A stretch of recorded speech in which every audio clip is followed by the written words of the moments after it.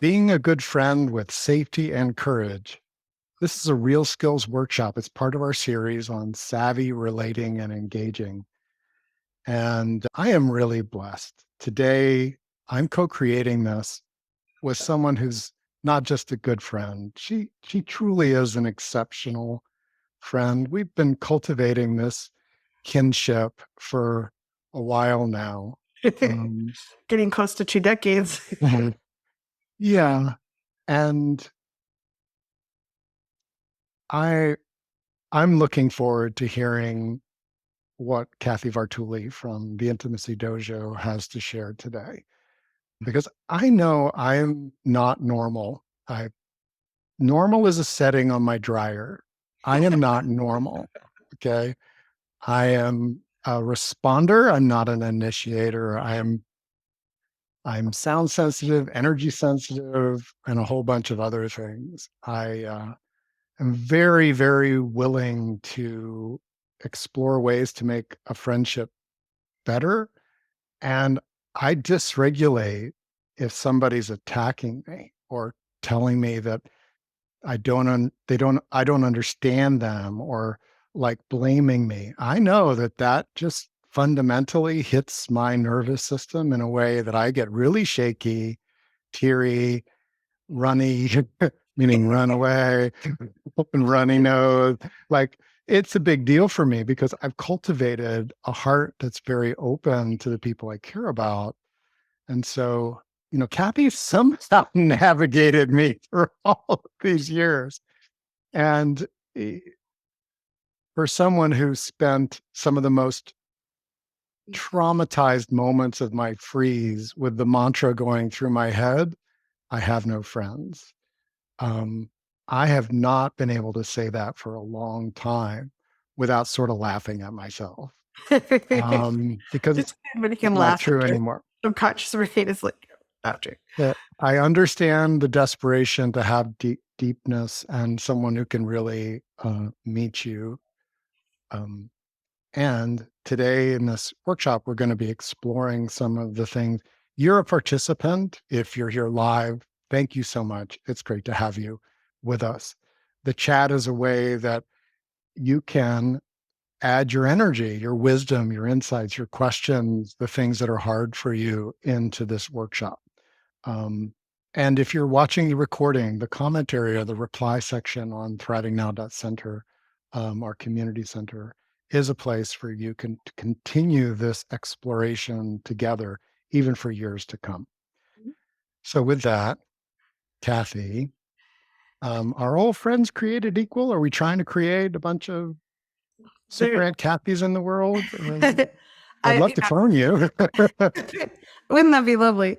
No, I think that's a really important.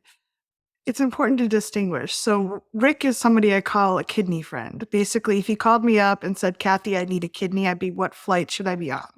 There wouldn't be a hesitation or there would just be like, "What flight should I be there for?" Like, to give you my kidney. So like family, he's like so close. But it took time in navigating that as we went. And I have wanted more friends like Rick, and I do have a few friends that are pretty dear to me, but none that are quite to the depth and the uniqueness of Rick. And we're going to go over some skill sets in here that will help you deepen one's friendships that have potential for deepening, and also recognizing that some may just. Movie buddies. I have a couple friends that if I want to see a particular type of movie, I know I can call them up. They're probably game for dinner or like ice cream after so we can talk about the movie.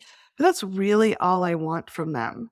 If they ask to like go away for the weekend, I'm like, eek, I'm busy whatever weekend that is. Like we just not like I don't have the tolerance or the there's not enough alignment for us to want to go that deep. Like I would get really bored and I would have to be like social Kathy, which I generally don't want to be social Kathy. I want to be authentic Kathy with people. And so I think distinguishing and realizing that not everyone we meet is going to have the capacity to align. Like our plugs don't match. Like it's like if you went to Europe and you had a US plug, it just doesn't work. And if you forced it, sparks are going to fly. Mm. Not in the good way. So recognizing that not everyone has that alignment with us, but they might still be a nice connection, someone that we can get and give some joy in life, some enjoyment in life.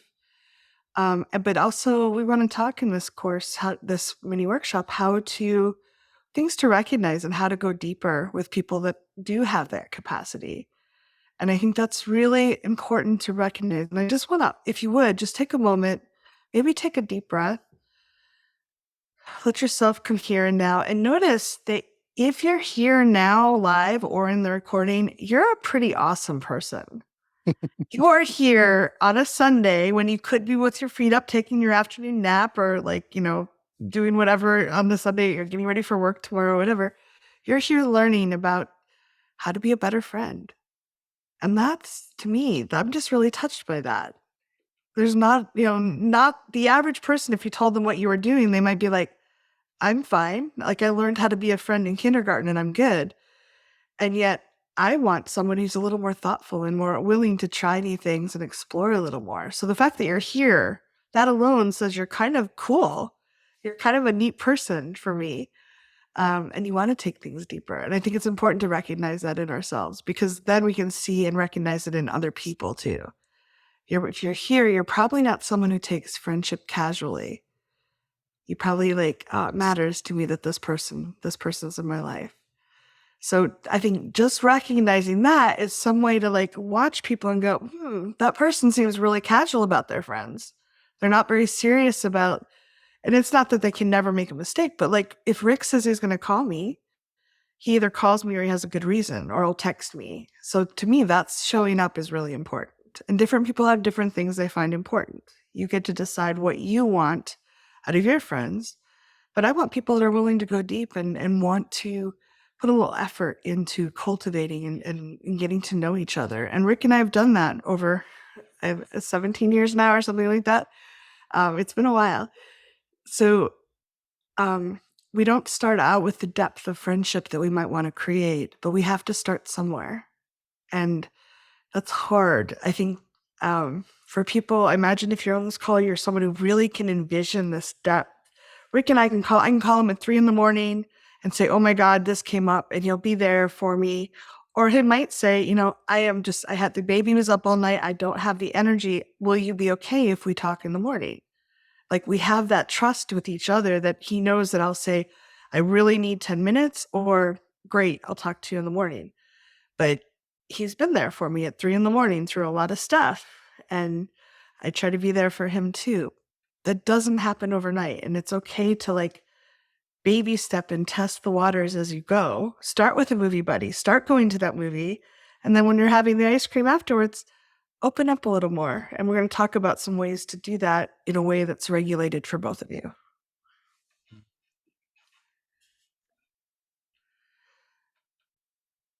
One of the challenges for me around friendship, I'm a very freedom-oriented person, and so someone who is obligation-oriented and um, there's going to be rules-based versus agreements, people that relate to others that I have all of these rules that people have to follow. And honestly, sadly, I'd had that, but they weren't conscious. They were picked up and they didn't sometimes actually match. And so one of the reasons we said being a good friend with safety is if if I'm not aware of what works for me, how I'm oriented, um, I'm not actually offering a stability into friendship. Um, and Kathy and I have a lot of tenderness because trauma has a way of like triggering us. I believe that if I'm aware of my triggers, and I know when they're coming in, maybe I can't stop them, maybe I can't regulate, but I won't make it about the other person in the same way. And so when I think about grounding and regulating, it's very regulating. I've been told in the friendships that I've been kindling, um, that it's very regulating for someone to hear, not all at once as a as a memory dump, but over time, um, like, hey, that that's hard for me, just the way that I'm wired or my past experiences. Um, or yeah, I can't actually go there and stay grounded. I've learned that about myself. And I hear that you want to talk about that particular thing, but it's not something that I can do.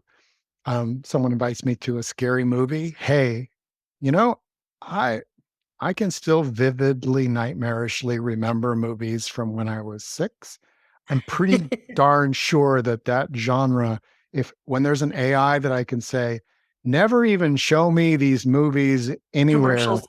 and it filters them all out, I'll be there. So if I had a movie buddy, I would want them to understand that it's easier for me if they don't even ask me to go to Halloween 27.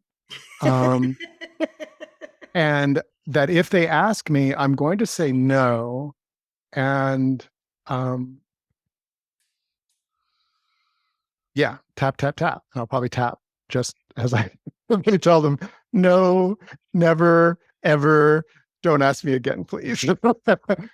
And I think part of regulating is if I know that about myself and it's in the air, somebody who's tracking me, who wants some depth and kinship with me or friendship with me, um, I can say, hey, remember, hey, that ain't never going to happen. Remember, like that shortcut of remember.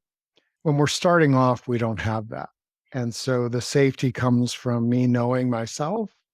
Um, so I don't react with, oh, they like scary movies. I cannot be their friend. Because you notice, like, when we run into things with people that are like repulsive to us, it doesn't mean that we can't find some real meshing of values, and of things that matter to us. But there are things that are going to be the exceptions. And what we don't know often early on is, are these people that can compartmentalize their desire to go see Halloween 27? Um, or can't they? And that would go for people that just don't have the energy for political discussions. Um, you know, I I live with someone who does not want to have political discussions in the house. It is not nourishing for her home nest to have those discussions. It's not that she's oblivious to it. It just isn't the place in the home for that. Now, I think, pretty darn good at hearing that and saying, yeah, that actually works really well for me too. Thank goodness. And it allows us to have a safe container, even though we're living together. I think that's important to recognize that we don't have to have. When I was brought up, there's a lot of expectations. You talked a little bit about we expect certain things from friendship or from people. We're brought up with expectations, and because we're living in that soup when we're little, our subconscious kind of absorbs it, and it thinks all friendships should be like what we were taught when we were little. And I was brought up with this fairy tale. My true friends and my true love will mesh completely. It won't. There's no like they will hate horror movies. I don't like horror movies at all. They will hate horror movies. They will. So Rick and I agree on that. We don't agree on politics all the time. We have some actually really interesting discussions, but we don't actually agree on everything on that. When some of them we really disagree on, and it was hard for me at first. I thought I had to agree with everything, and I would kind of contort myself if I would like someone to kind of fit them and be just like them. And that actually can take all the spice out of a friendship, any kind of relationship, if we're just being, oh, I agree, everything is perfect like that. But it was a childhood expectation I had, and I had to dissolve that expectation. And the ones we absorb from infancy are really sometimes hard to dissolve because we can't catch them. They're kind of just part of our DNA almost. But once we can consciously catch them, we could pull them and like go, huh, that's not how I really want to be. I'm going to put that one, in the fix that pile and adjust it. So as we're coming through this, recognizing that some of the best friends I've had are ones that will stretch me and help me grow in ways that I wouldn't have expected. They may disagree with me, and I may think, "Oh, that's horrible," but initially, 'cause my early childhood conditioning, but then, "Oh, huh, what if I do wanna try this thing they're doing? Or what if," and some things like horror movies are a no, because I know I'll have nightmares for weeks. It's not good for my nervous system. But other things, "Oh, I've never tried that type of food. I've never tried," I have a dear friend that has taken me on some adventures that I would never go on my own. But I've gone with him and had a really lovely time. So we get to decide where we wanna risk it or not. And I think this is where the grounding comes in, because the better we know ourselves and the more we can take care of our own nervous system and help other people regulate, the more we can connect in authentic ways. So many people, I grew up in a family where everything was reaction based. There wasn't a calm, grounded, like, this is what I choose. Everyone was very depleted. Everyone was really, we had I think of the life motto, and it was ignore, pretend. And if you can't ignore and pretend, you attack somebody else. That was kind of how we all grew up. Hmm. This is not how I want to live. Oh, like a great friendship. And there's a lot of blaming and shooting on each other and controlling each other to try to get what we wanted. And I really tried with, especially with Rick. He was one of the first people that introduced me to grounding techniques and how to, like, be in my body. But being permissive with each other, like, I would like to do this. Would you like to be with me when I do this? Would you like to participate? Versus, if I can't, if he says no, my early childhood would be like, he doesn't love me anymore, doesn't care. I've got to manipulate him and beg or contort until he does what I want him to, so that I feel loved. Does that make sense? Yeah. Wait. Just, So I think the more we can stay grounded with ourselves, including with our disappointed feelings or our sad feelings or our fearful feelings, the more we can be true with another person, and the more we can take the depth with the right people deeper. If we're in reaction mode, it's very hard to be authentic with anyone. And that's not anyone's fault. Our survival brain, many of us grew up with experiences. Our society is not good right now. There's a lot of trauma just built into being alive. And then a lot of our parents didn't know how to do things any better. So we have a lot of trauma reactions built in. And by you being here and the calls Rick and I do in the circle and tapping, you're teaching your survival brain a different way of being, a less reactive way. But that doesn't mean you won't sometimes still react. I certainly do. There's times when I call Rick and I really want to talk and he's not available, and I have to, like, okay, I'm breathing for a minute. I'm actually going to be okay. Who else can I call? What else can I do? But there's that, like, 10 seconds that used to be half an hour, that used to be like, like, my friend doesn't love me anymore because he didn't answer the phone, where I have to go, okay, I can actually take care of myself. That self-regulation and then co-regulation with someone else. yeah. Well, and you make the point, and I appreciate your vulnerability of sharing that in your life journey, there were times where if somebody didn't come through for you, it hit that really raw trigger of um, I was expecting unconditional love and response, and this person wasn't available for it. Now, if your childhood was full of regulation and co-regulation and that, bids for attention and need when you were hurt or scared or whatever was always, almost always available. I won't say always, um, but almost always it was reliably available. Then maybe you don't hit adulthood with that. But guess what? That wasn't my life, and it wasn't Kathy's life. So part of the being a good friend does not mean that you're always going to be regulated or you'll always be able to self-regulate. To me, I became a much safer friend when I could recognize, oh, I'm actually expecting that person to be like my unconditional love, unconditional friend, mommy, daddy. Like I start feeling really young, like really young, before I could speak young, if I notice that about myself and I do the work, then when it comes up, we create a pathway that isn't 2 months or a loss of a friendship. It's, hey, okay, so this is going on.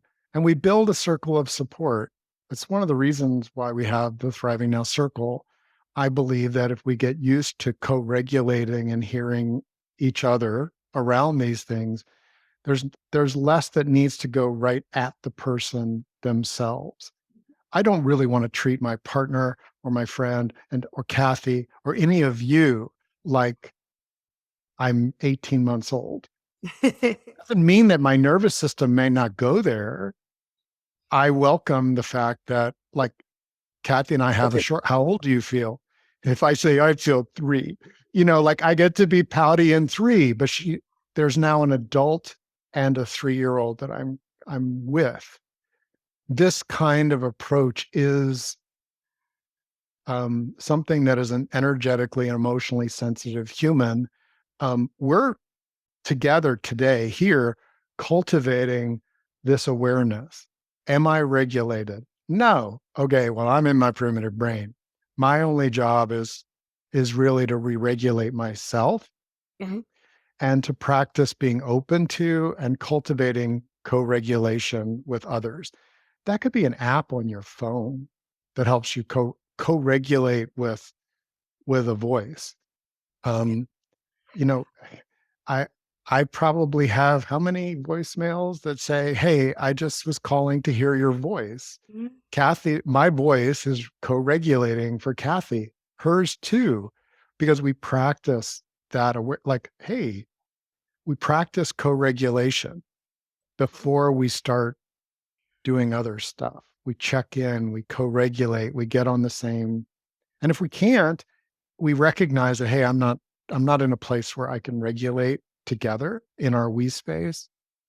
I think Um, someone asked about the definition of friendship, and I think that comes down to someone. It's a Britannica dictionary says a person you like and enjoy being with, and also someone who supports someone or something, a friend of a charity or a person.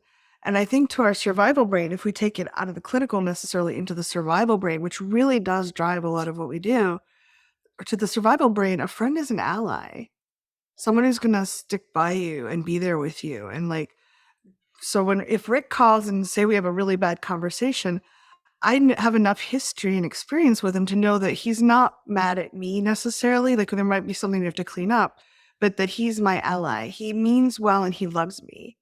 So that to me, that's our friendship. I know that the deeper the friendship, the more trust we have that that person is really going to be there for us.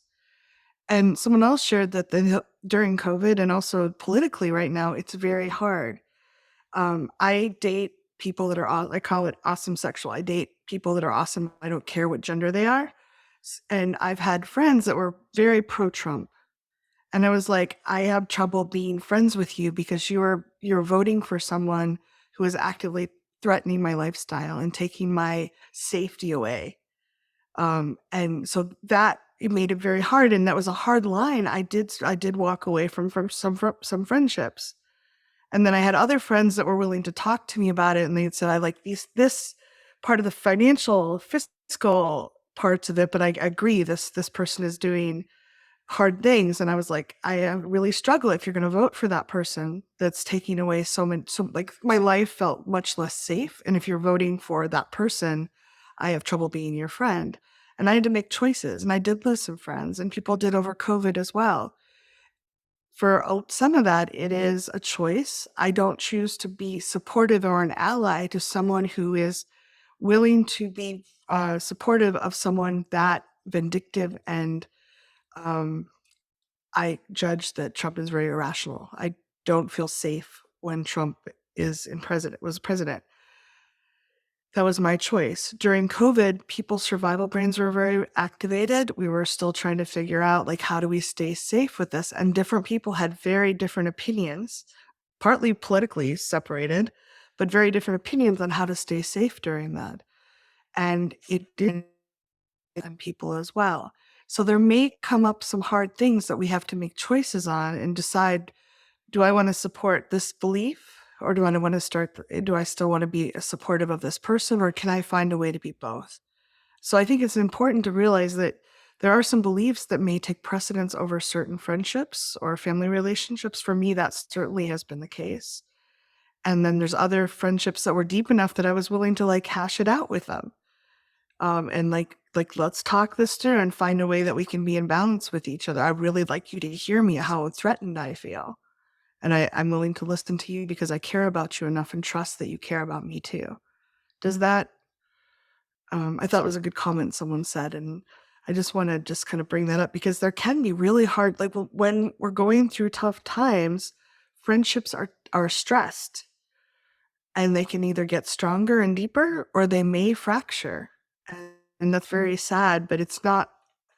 I think if we can separate the fact that it's not about me, that I'm not lovable, it's about this person has certain beliefs and values that don't match mine at a really fundamental level. And it's okay for me to take care of myself by walking away. Do you want to some tapping on that, Rick?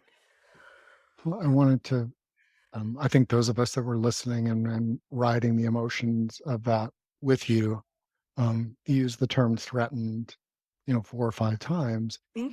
And I know that part of me knowing myself is what's actually going to put me in my primitive brain. Mm-hmm. And in some cases, unavoidably put me in my primitive brain. There may be things that I can accept and other things that are just, I can't. Um, I find it extremely difficult to be around people who are intoxicated. Mm-hmm. So my right distance, right depth, which is my term for how we're calibrating around a person, or a community. Um, for people that drinking is the way that they relate and they tune to each other. Um, my dad was an alcoholic. You know, I found myself out on a boat having a great time with a raging drunk. Like, I my nervous system is already like, please don't ever take us there again. I'm not going to go camping with someone who's trying to figure out how do you fit 36 beers into a cooler that only holds 24 and keep them cold. I've heard that conversation. I and so like if I'm regulated, I have clarity. If I'm triggered or feel threatened, that is just my like, hey, I can't go there. I can't go there. Um, and for those of us that do value freedom more than obligation and choice in its entirety more than you have to do it my way or else, there still is, as Kathy points out, this place which is like the sacred decision, the sacred parting, even where it's like, yeah, this doesn't work for me to invest my precious life force in a relationship where um, we're not going to be coming at it from the same vantage point. It doesn't feel like where I want to put my co-creative energy. To me, there's the clinical definition of friendship, and then there's the, you know, hey, if friendships to me are co-creations, and the more that I make that conscious and I use that in my language with people, what do you want to co-create in your life? Now, if I ask that to someone and they say, "What? Co-create?" Like if they turn up their nose, um, you know, they're probably not in a place. Ooh, but I've heard people say, "Oh, co-create. Yeah, I love that. What do you mean?" And we've got something moving there and we start exploring what we want to co-create.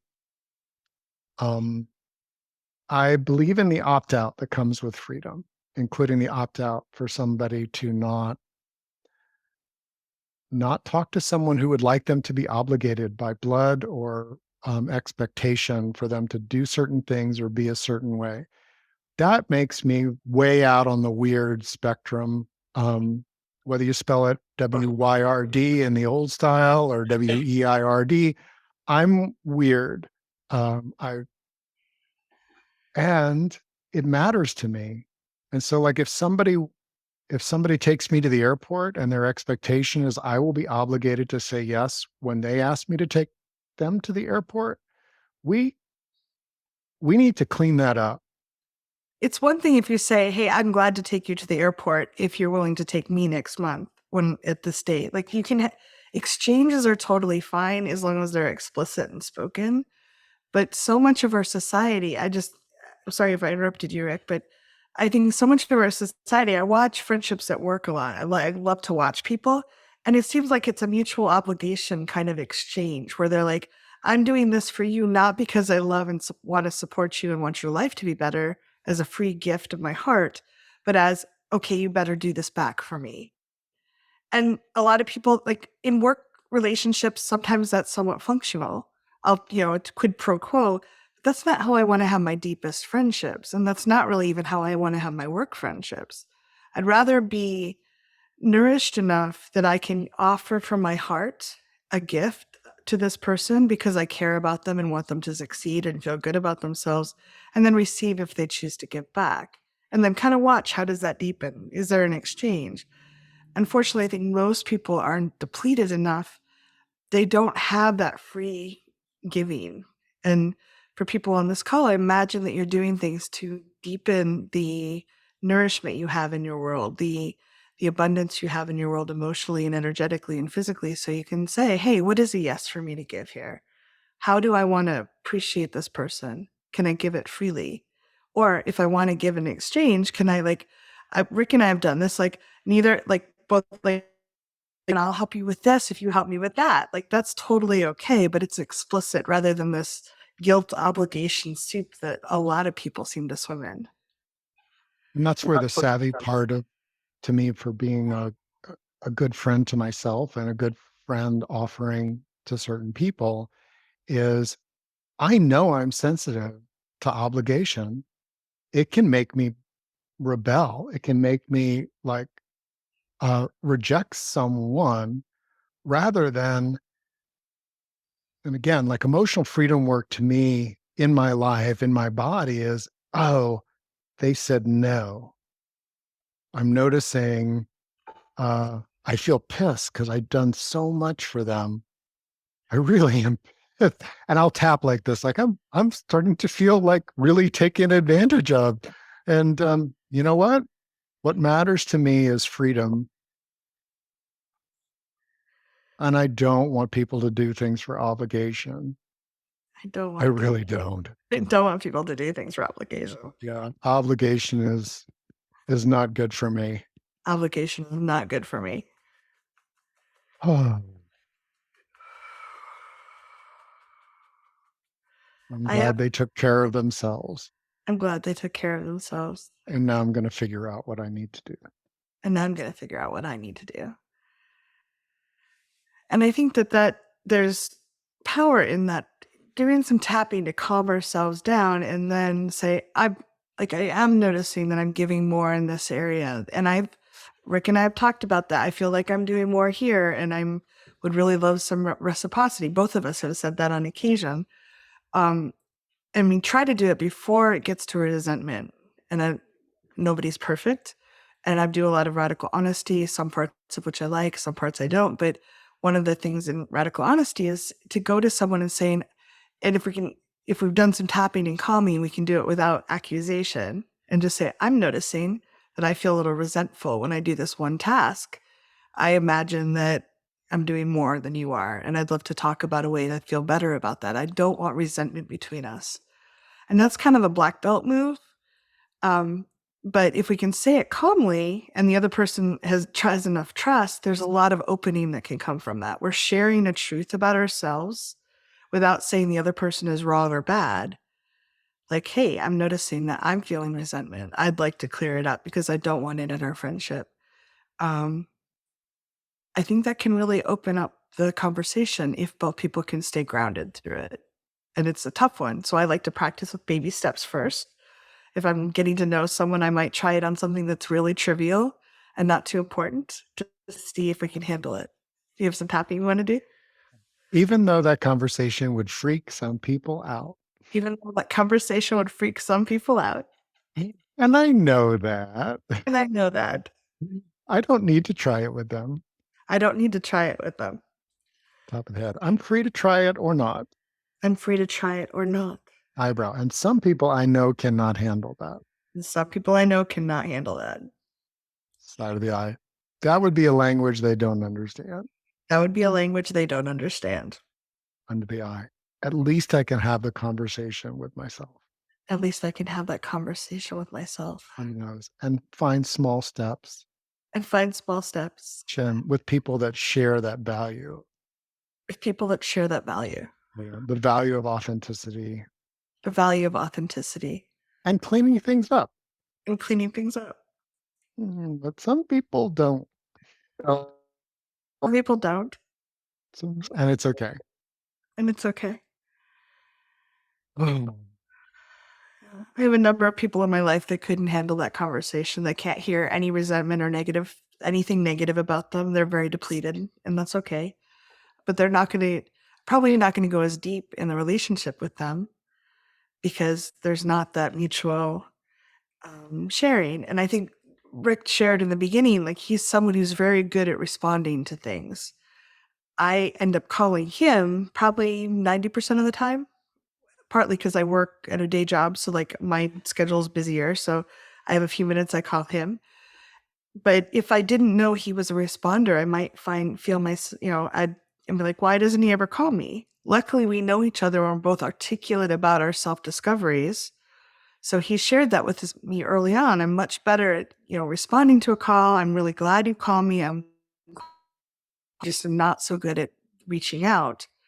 And that helped my nervous system. There might be a time when I could text him saying, I could really use you reaching out to me because maybe that's what I need at that time. But overall, that flow seems to work fine for us because I know he loves me and he's very glad to talk to me 95% of the time. Occasionally he's like knee deep in baby stuff and he's like, can I talk to you later? I'm like, sure, talk to you later. But the more we know ourselves and can articulate that for other people, the Cinderella story where Prince Charming or Friendship Charming, they just know us is all well and good. But if we don't articulate ourselves, most people are not going to intuit enough for a relationship to be really smooth. And I also think it's really sexy when someone can articulate something about them and share it. Like this is something my nervous system can really use. Are you willing to provide it? I find that. Mhm. So, someone shared in the chat, and this is a tender situation which has happened to so many people I know and care about, and uh, even to myself.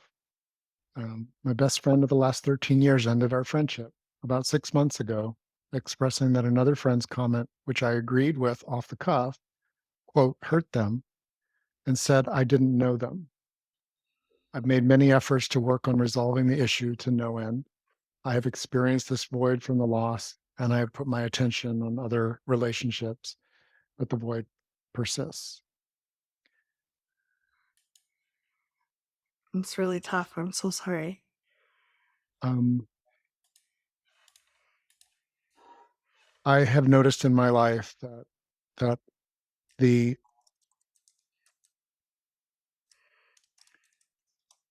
the exit velocity response of "you don't understand me" or "you don't know me," 99.9% of the time comes from trauma. They've they've launched the getaway rocket, and um, that kind of exit velocity is really challenging and often doesn't resolve itself. No matter how emotionally savvy you are, how much you hurt or express all the languages of apology, um, part of part of me restoring safety inside myself for the void can be and has been, um, I acknowledge I that this this person was person was in their primitive brain. that this kind of flight from a 13-year relationship where it obviously lit something. Um, and so I want to what? And this is like going deeper into um, grieving. Um, it's like a death to lose a friend of that long. Um, I think that acceptance, Mhm. accepting that they're free. They're free to take care of themselves, regardless of how unartful or hurtful, even. And I believe that. I think it's a very difficult place to stand. I don't I don't even necessarily invite everyone to stand there with me, but if I have a friend who isn't free to leave, then I've bound them, and not in a good way. I don't know what I don't know what change is going to happen in someone's life. I don't know what thing, and it's reciprocal. If I can't imagine not being friends with Kathy, but we are free to make the decision. Now, if one of us flipped the fuck out and just exited the friendship, we've talked about that because it happens. Mental illness can strike a stroke that you don't even know you had a stroke, and now you're a different person. Well, and it doesn't even have Um, to be deep mental illness. It could be a trauma. Like maybe something you said reminded them of an unresolved trauma that they had, and they may not even be aware that it's close to that. You may not be aware of the landmine that was hidden there. So, like, it could certainly be mental. People go into mental illness, just like any illness that can happen. But just having hit unresolved trauma to me are these landmines that are beneath the surface. And we're walking along thinking, I know this path really well. And we just hit it just right and it blows up. And everybody's surprised and everybody's like, what happened? And that's when we can regulate and ground and realize that many of us are reacting to old memories and experiences. The more unresolved trauma we have, the more stories are going through our system. And that's one of the things I love about radical honesty. And again, I don't love everything about it, but own stories. So I might see one of the people watching the video, and for all I know, they have Facebook up and they're reacting to Facebook. I hope you're here with us, but I don't know. But I see a look on their face, and I make a story about it that may have nothing to do with what's going on. And that's a small example of what can happen when a trauma happens. It's this huge story with lots of emotional impact.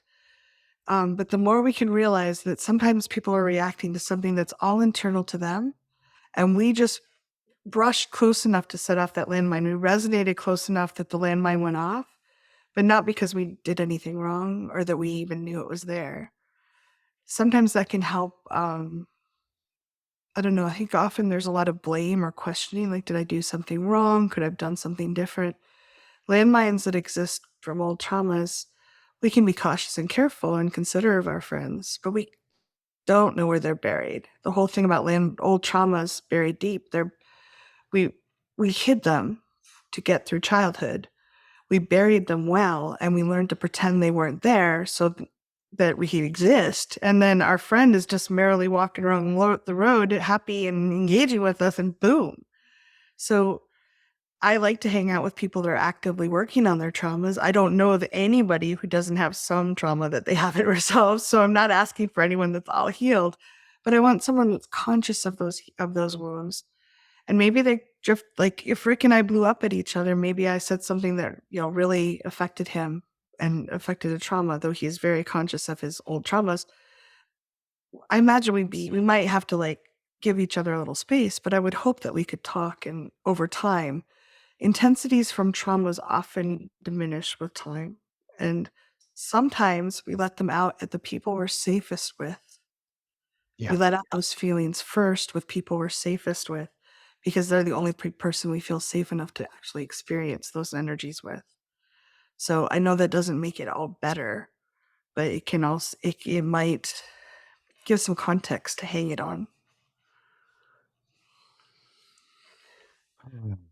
Yeah, there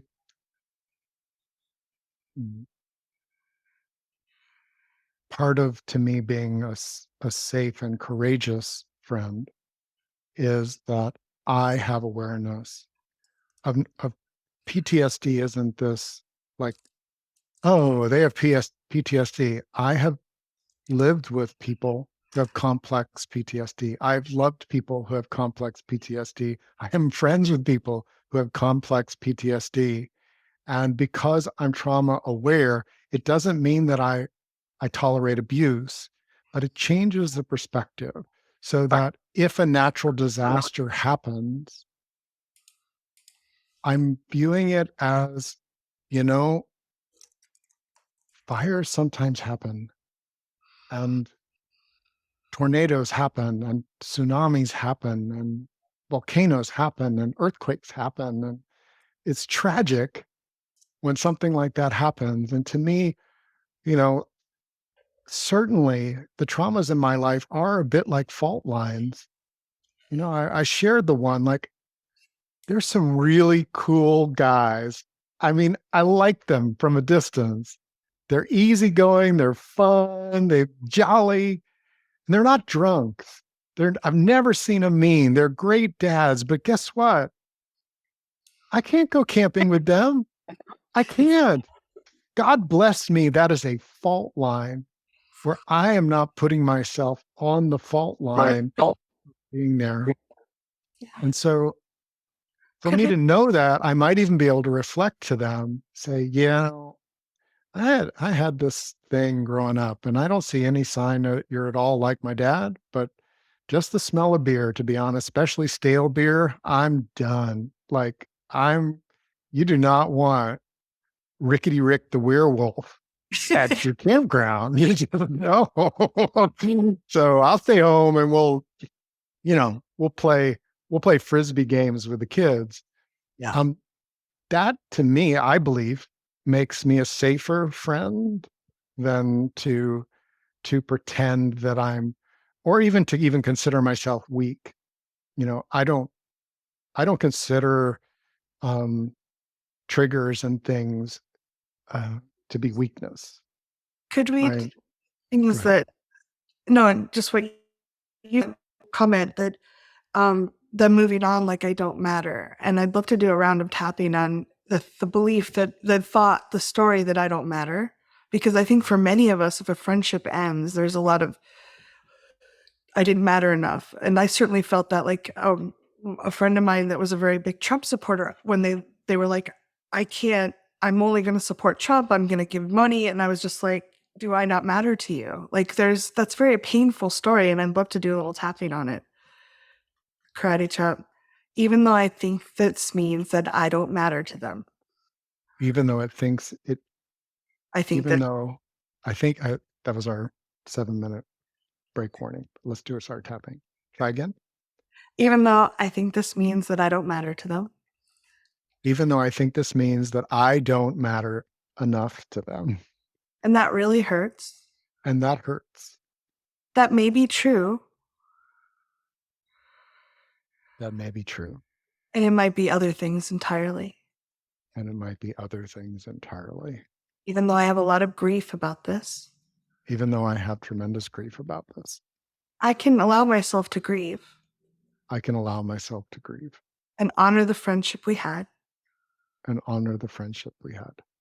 and also know that I do matter. And also know that I do matter. Top of the head, maybe I don't matter to them. Maybe I don't matter to them. Eyebrow, maybe they were just triggered as fuck. Maybe they were just triggered as fuck. Yeah, maybe I mattered enough that they could let this stuff up with me. Maybe I mattered enough that they could bring this up with me, Under the eye, and then they couldn't handle the strength of the landmine. and they couldn't handle the strength of the landmine. Under the nose, in any case, I can matter. In any case, it broke up a little bit. I can I matter can to me, chin, and I can find other people that I matter to. and I can find other people that I matter to. Collarbone, I can honor the grief that's coming up. I can honor the grief that's coming up Under the arm and acknowledge they may not have made a rational decision about leaving. and acknowledge they may not have made a rational decision about leaving. Top of the head, I can matter to me. I can matter to me. Just take a breath. See if that helps or brings up something, because it is hard when someone leaves. It's easy. We do as a society, as our survival brain, our as beings, we set our value on friends that value us. That's part of what we judge our value in the world as.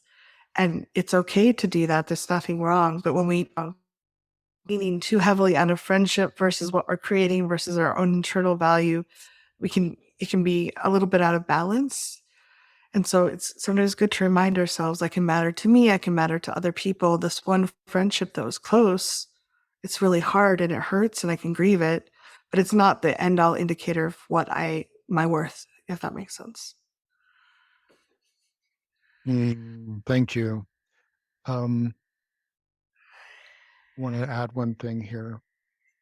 We often talk about the primitive brain as, the fight, flight, freeze, fawn responses. Um, Tribalism is something that's in the primitive brain. If if you look at somebody that's looking at somebody that's in an us versus them, and it doesn't matter whether the us versus them is based upon looks, attitude, which sports jersey the other person is wearing, if that part of them lights up, us versus them, um, that's a primitive brain reaction. And it puts us really like on opposite sides of the battle lines primitively.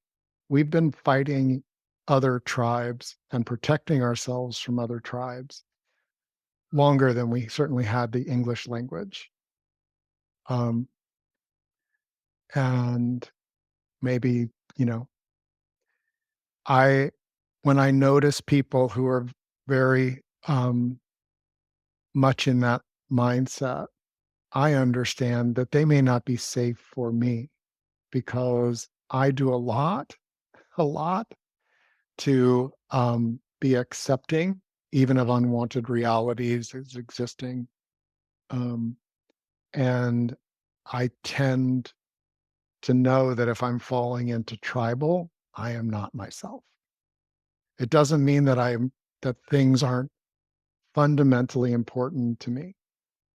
But tribal oriented things have a particular vibe that makes me feel um, very uneasy. And so just sharing that because um, that can come up in families, um, different parts of the family against another part. And you can get that feeling like I don't belong. If you have a feeling of not belonging with others, chances are, sniff the air. Does it smell tribal?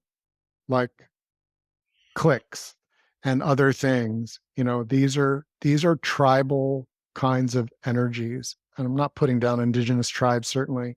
I'm talking about the kind of part of our primitive brain that otherizes us versus them.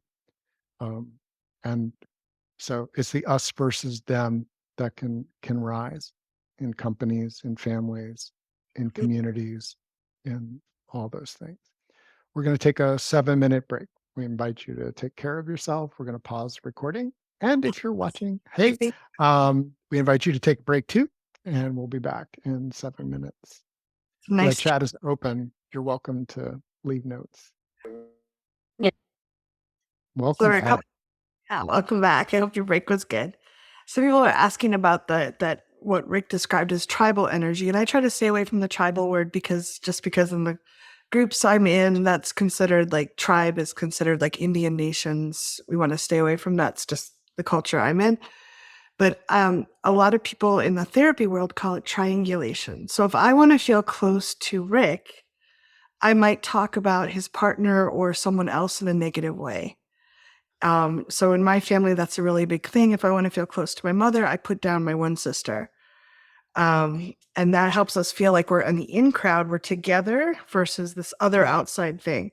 People in politics do that all the time.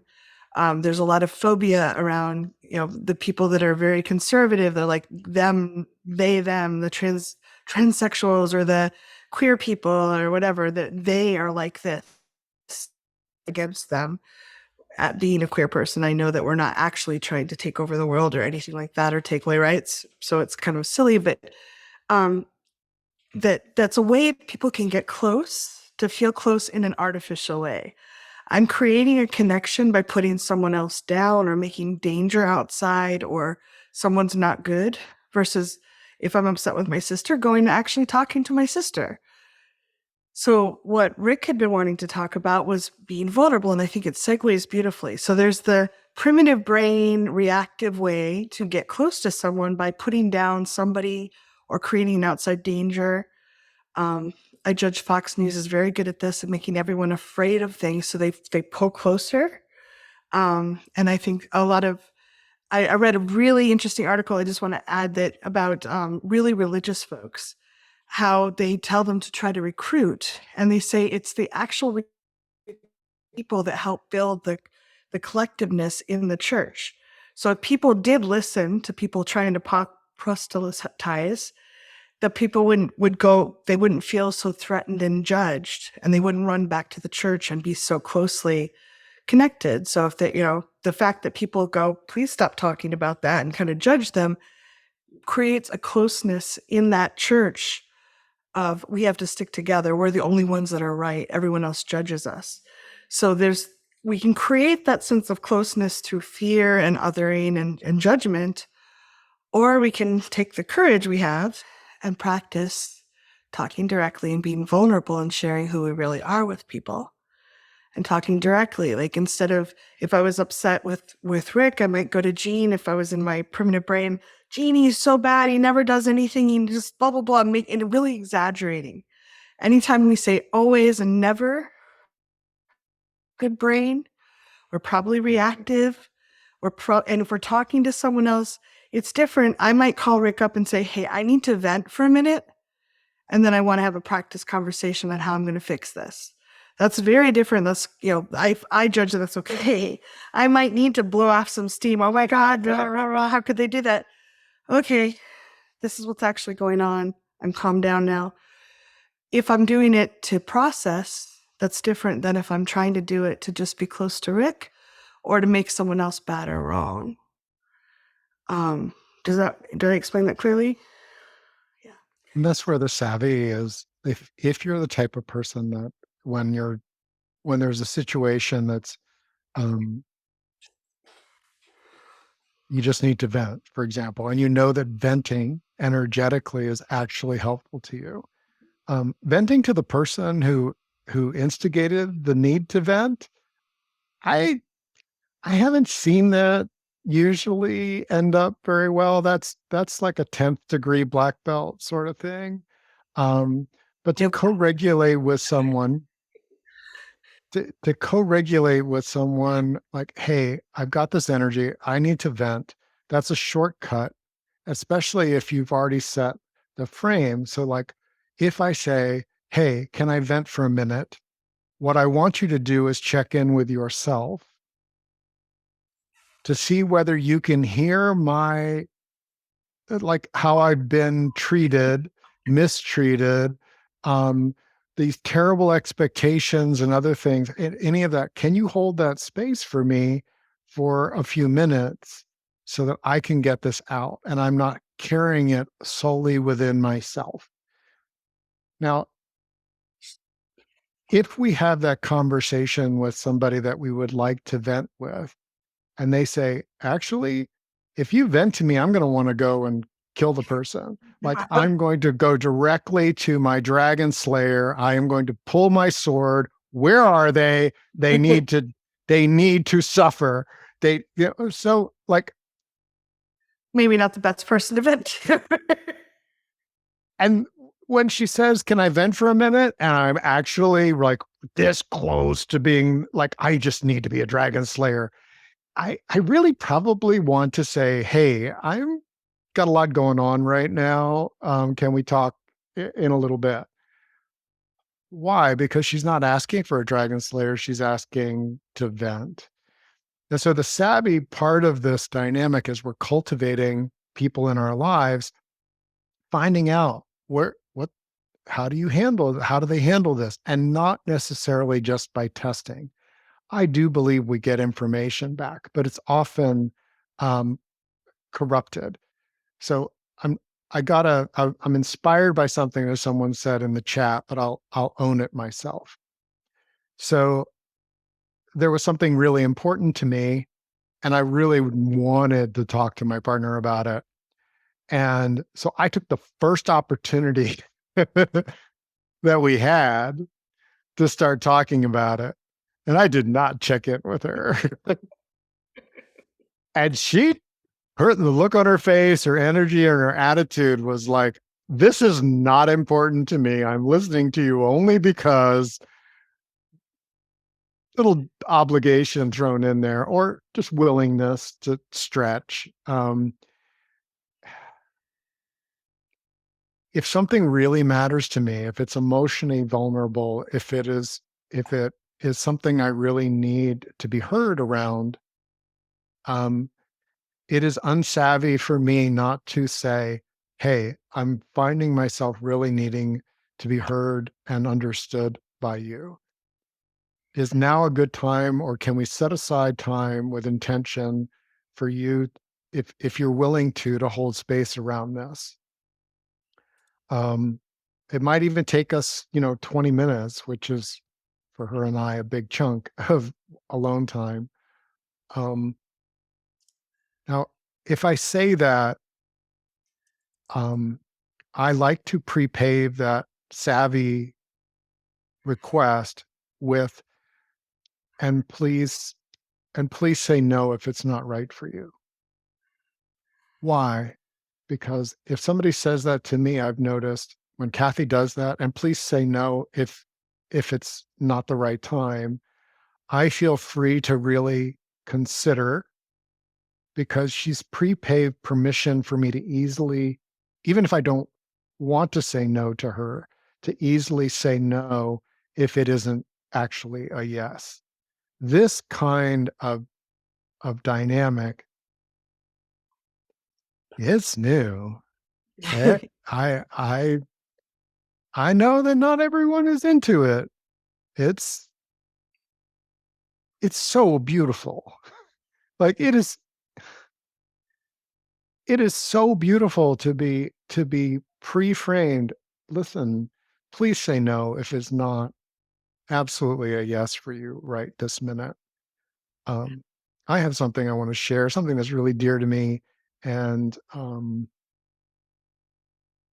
what I'm going to want, if it's a yes, is for you to hear me without interruption, and then for you to reflect back what you heard, so that I can really feel um, met and heard.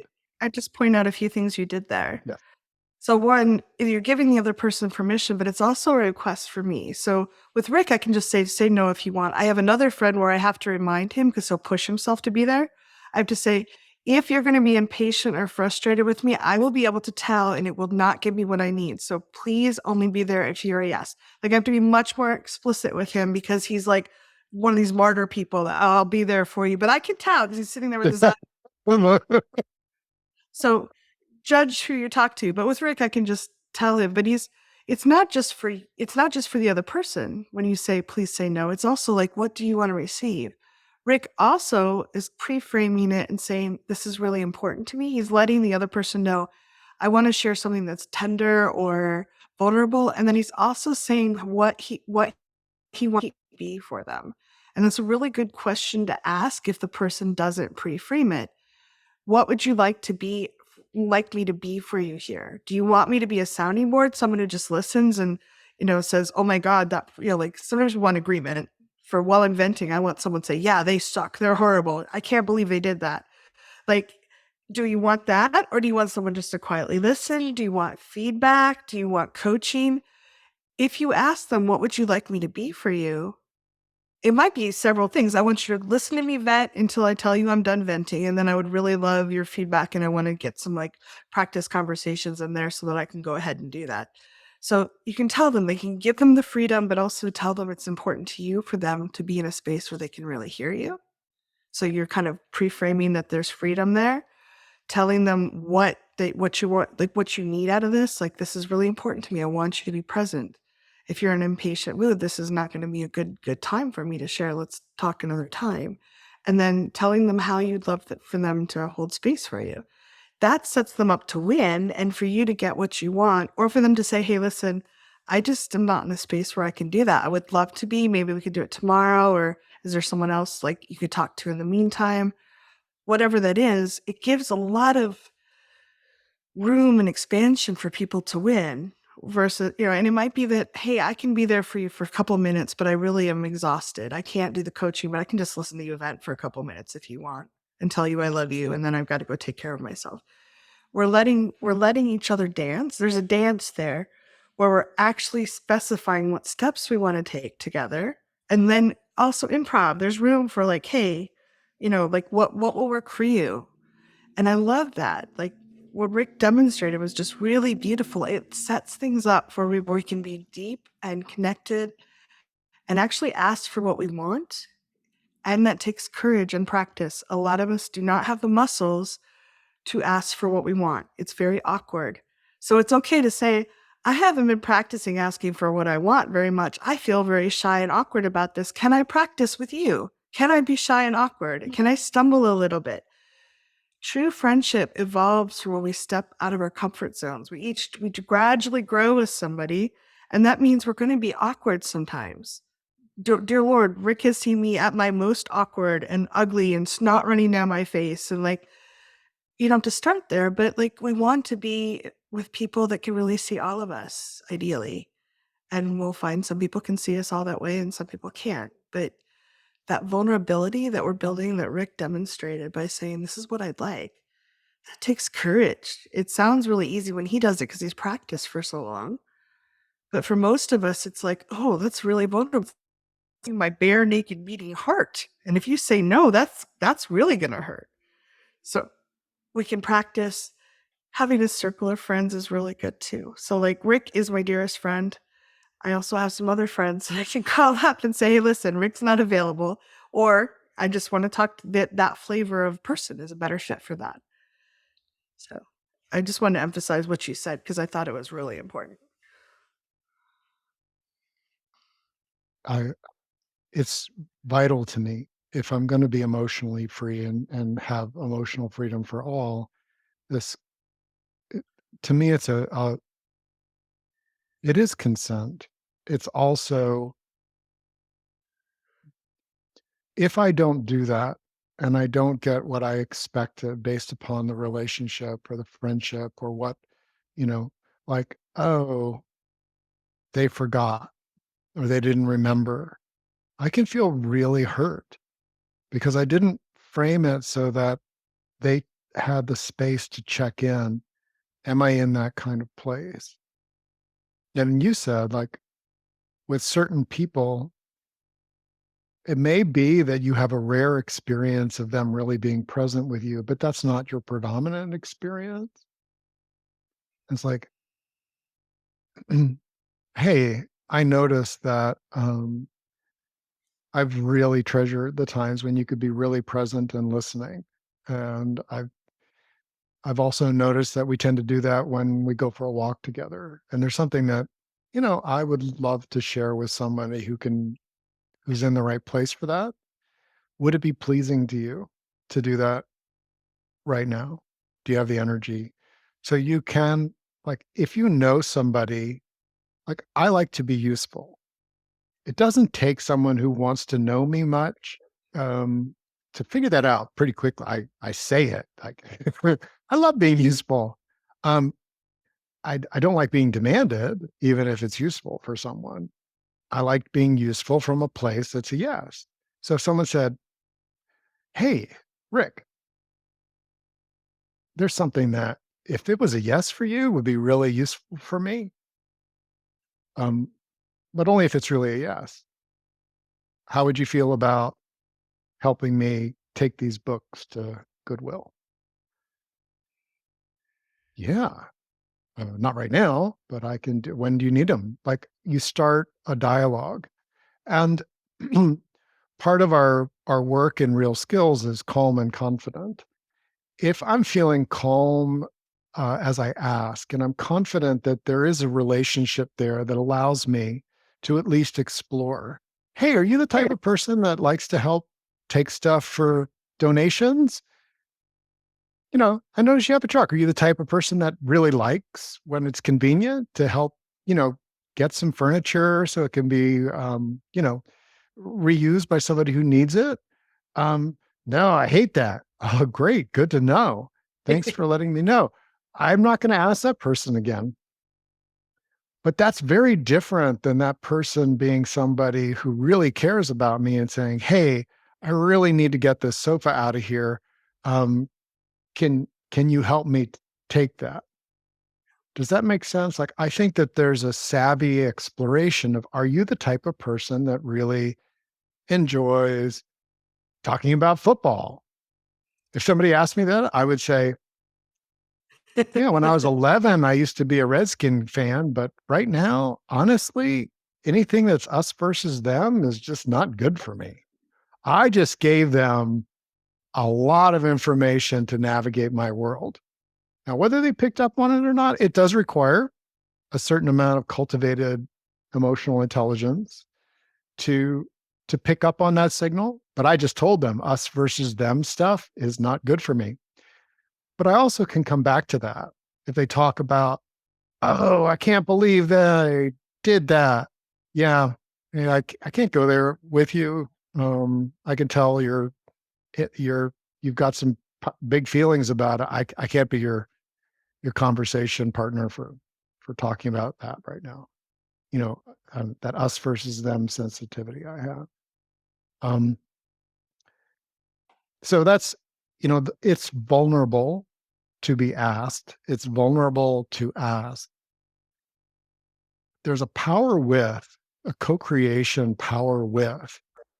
You're not demanding somebody else's time because they love you and that they should be there for you. That to me, I maybe it's just because I'm allergic to that, that if somebody treats me that way, including a child, um, my initial reaction, if my 2.5-year-old pulls that on me, um, is a flinch, and then I regulate myself. She's 2.5. If an Good. adult pulls that on me, I was like, wait a minute, like I'm going to reveal something. But I said, hey, wait a minute, you don't have any claim on my time. So if you want to ask whether it's a yes for me, that works for me, as long as you're ready for me to say yes or no. And this kind of dynamic, um, like I said, I I am noticing the more that I do this with people, as awkward as it can be, as weird as it can be to be the first one that speaks this foreign language, this fresh language of relationship.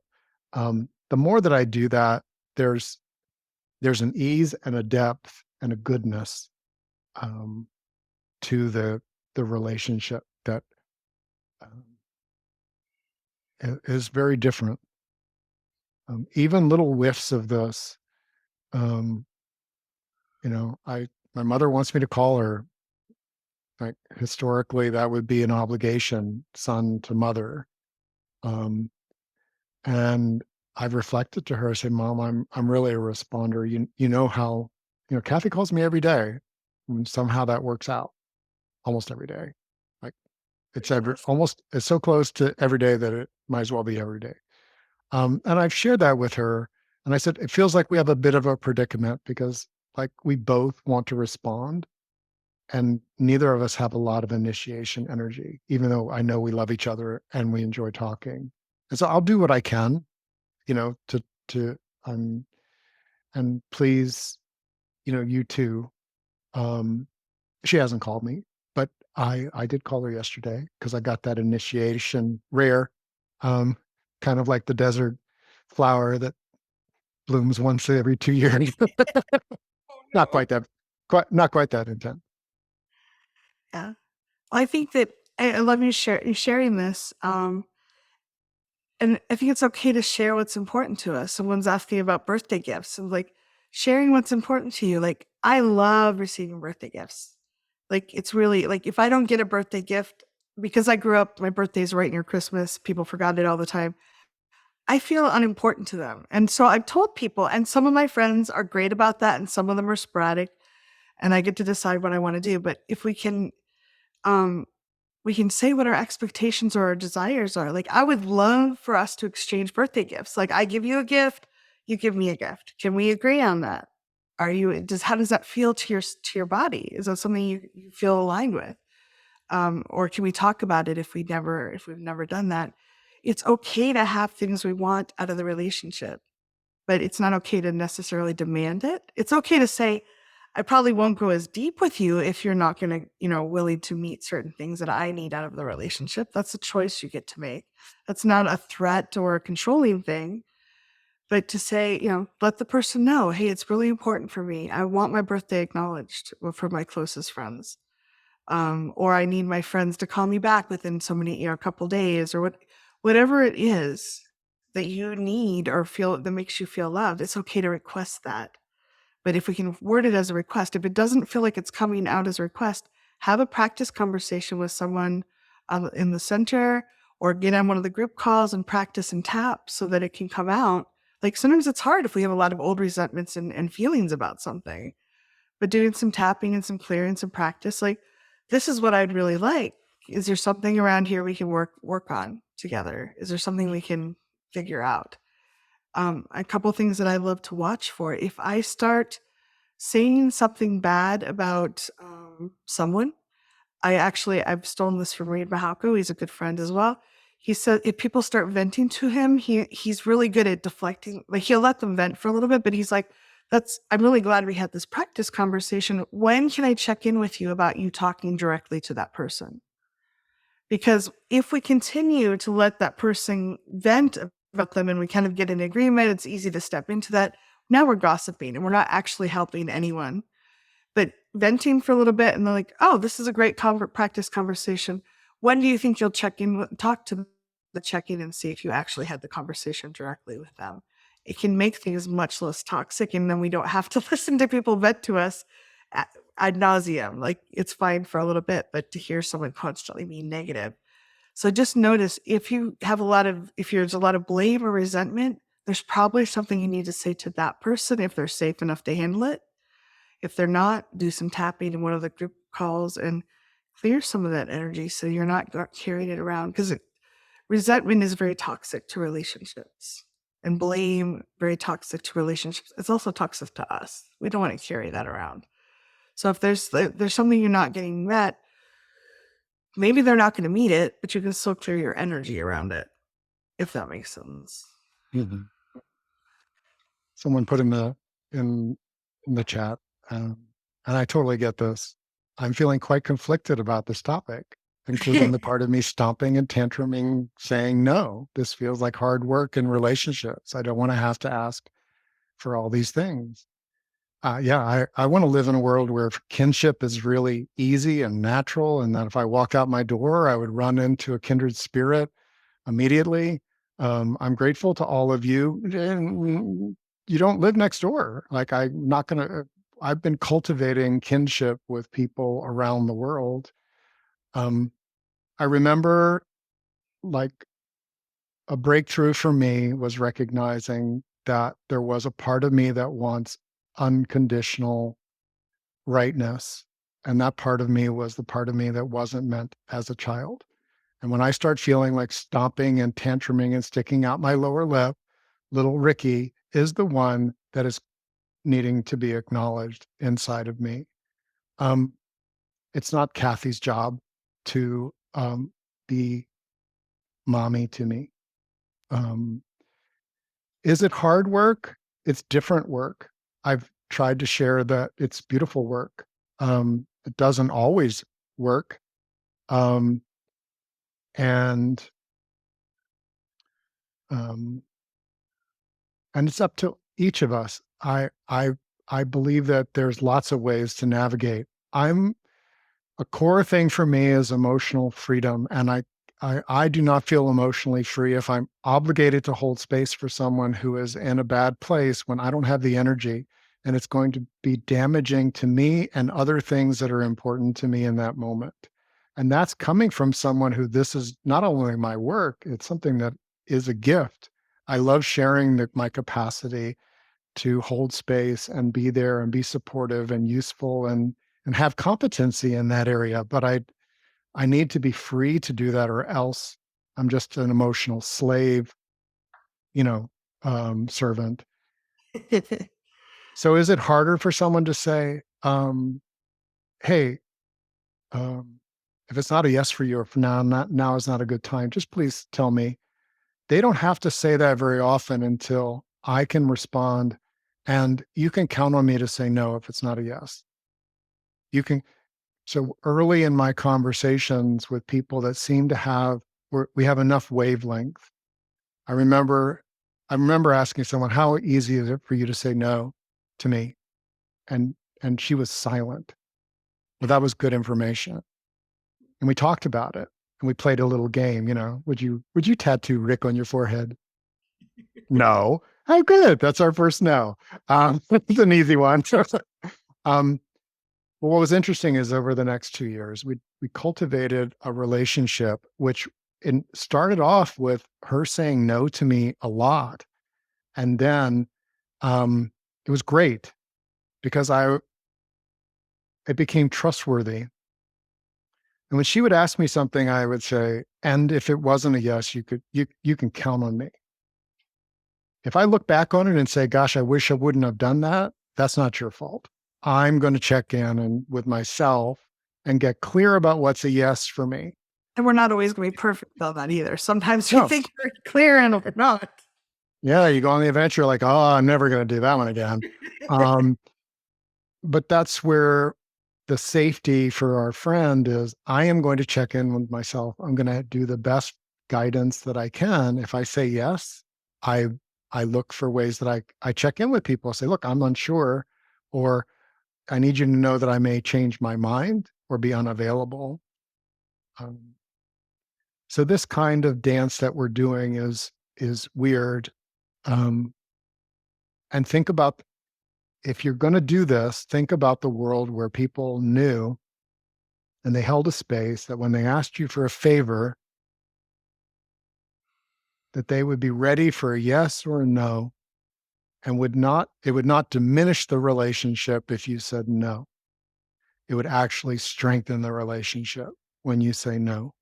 I believe that good friends, I someone can't really drop into good friend with me until I've heard them say no, and that I've seen how they've reacted when I've said no to something that matters to them, when it really I don't arbitrarily do that. But there's a safe place for me when I know that we can say no to each other. It expands the yes range. So what seems hard can reach a place of, "Hey, is now a good time? Are you sure it's a yes?" Absolutely. And you've got a level of savvy about the person and yourself to be able to navigate that. That's worth getting to. Maybe I'm still a fifth grader on it, but dang, I'm excited. I really am. And um, so let's continue this if that's appealing to you. Thrivingnow.center, where you'll see the replay. Is a place where we can continue the Thriving Now Circle, thrivingnow.com/circle. If you're not already a member, many of you already are. So grateful to have you here. Yeah. Kathy, thank you. Exceptional friend. Yes. And please understand when we first heard these things, it sounded strange too. They're not conventional. And the relationships you can develop following these steps are so deep and worthwhile. They're the things you dream of. So it's worth the effort to learn them and work through that courage it takes. So thank you all for being here and investing in yourself and in friendships this way. You're amazing. Mhm. Bye for now.